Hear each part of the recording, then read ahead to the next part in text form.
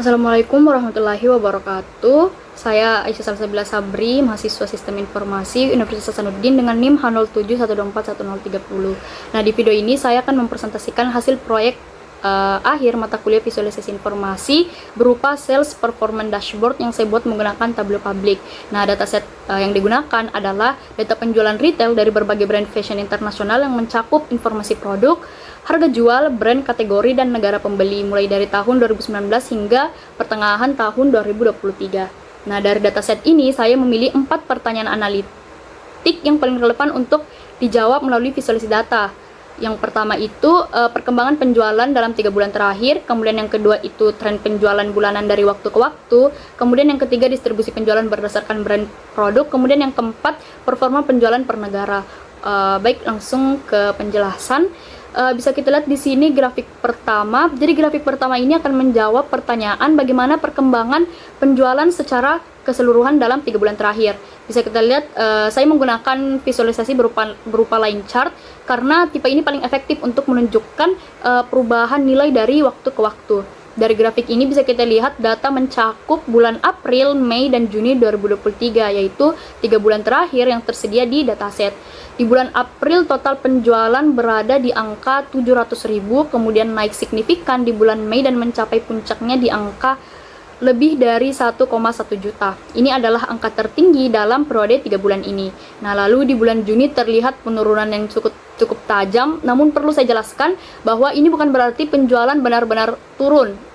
Jadi data Juni 2023 pada dataset hanya mencakup sebagian bulan saja, kemungkinan hanya sampai pertengahan Juni, sehingga totalnya memang belum penuh seperti bulan-bulan sebelumnya.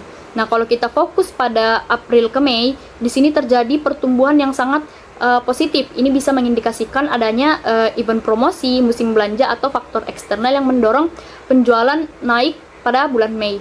Jadi secara keseluruhan itu tren 3 bulan terakhir ini menunjukkan performa yang kuat dan pertumbuhan yang cukup menggembirakan. Kemudian kita lanjut ke grafik kedua. Nah, grafik kedua ini untuk menjawab pertanyaan bagaimana tren penjualan bulanan dari waktu ke waktu. Sama seperti grafik pertama tadi, pada grafik kedua ini saya juga menggunakan line chart dengan sumbu X berupa bulan dan tahun, dan sumbu Y berupa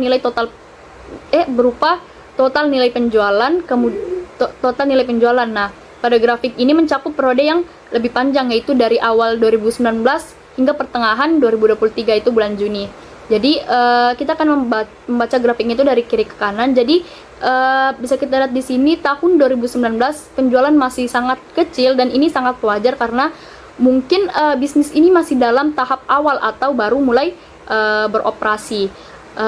Kemudian memasuki 2020 mulai terlihat sedikit kenaikan meski masih gradual, tapi menariknya meski pada tahun tersebut dunia dilanda COVID-19, penjualan justru tidak turun drastis. Nah, ini bisa menandakan bahwa platform penjualannya itu juga menjual di berbasis online sehingga tidak terlalu terdampak. Kemudian di tahun 2021 dan 2022 pertumbuhan mulai akselerasi. Nah, garisnya bisa kita lihat mulai menanjak lebih curam, menunjukkan bahwa bisnis ini sedang dalam fase pertumbuhan yang sehat. Kemudian puncaknya itu berada di awal 2023 menuju pertengahan 2023. Di sini terjadi lonjakan yang sangat tajam hingga menembus angka 1 juta di 1 bulan, yaitu pada bulan Mei. Nah, ini adalah angka tertinggi sepanjang periode data.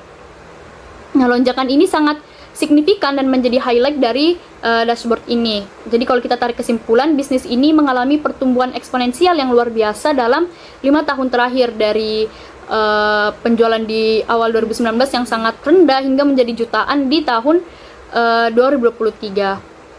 Kemudian kita lanjut ke grafik ketiga. Di sini grafik ketiga akan menjawab pertanyaan bagaimana distribusi penjualan berdasarkan kategori produk brand. Nah, untuk visualisasi di sini saya menggunakan horizontal bar chart karena kita punya banyak brand yang perlu dibandingkan, dan bar chart horizontal memudahkan kita untuk membaca label yang lebih panjang. Jadi brand-brand juga sudah diurutkan dari tertinggi yang terendah sehingga kita langsung bisa tahu siapa pemimpin pasar. Di sini bisa kita lihat posisi pertama ada Calvin Klein dengan total penjualan lebih dari 200.000, unggul cukup jauh dibanding brand-brand lain. Kemudian posisi kedua ditempati dengan DSL, diikuti True Religion di posisi ketiga. Nah, menariknya ketiga brand ini merupakan brand teratas di fashion premium internasional yang dikenal kuat di pasar Amerika dan Eropa. Sementara brand-brand di bawah seperti Columbia, Just Jeans, Quiksilver, dan The North Face memiliki penjualan yang relatif merata dan kompetitif satu sama lain. Informasi ini sangat berguna secara bisnis, misalnya untuk memutuskan brand mana yang perlu diprioritaskan dalam pengadaan stok, alokasi anggaran promosi, atau strategi kerjasama dengan distributor. Dengan kata lain, Calvin Klein, DSL, dan True Religion adalah 3 brand yang paling menggerakkan revenue bisnis ini. Kemudian kita lanjut pada grafik keempat.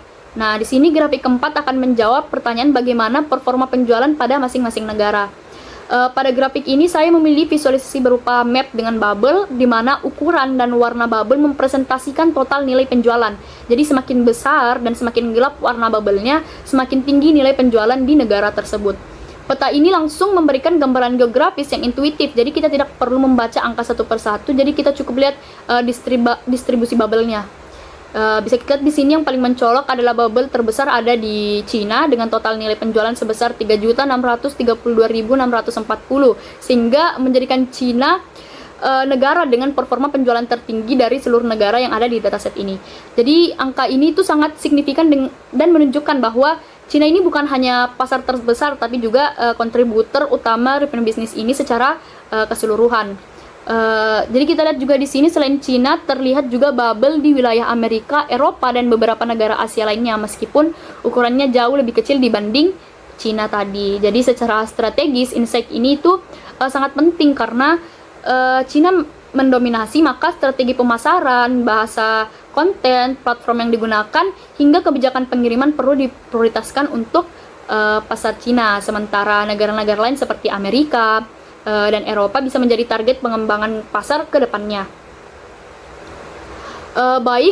Mungkin hanya itu presentasi Sales Performance Dashboard yang saya buat sebagai proyek akhir mata kuliah visualisasi informasi. Sebagai kesimpulan itu, penjualan mengalami pertumbuhan konsisten dari 2019 hingga 2023, kemudian puncak penjualan terjadi di bulan Mei 2023. Kemudian Calvin Klein adalah brand dengan penjualan tertinggi. Kemudian Cina merupakan pasar utama dengan penjualan tertinggi sebesar 3.632.640. Nah, dashboard ini tuh menunjukkan bagaimana sih visualisasi data yang tepat bisa membantu pengambilan keputusan bisnis secara lebih cepat dan akurat tanpa harus membaca ribuan baris data satu persatu. Mungkin hanya itu. Terima kasih. Wassalamualaikum warahmatullahi wabarakatuh.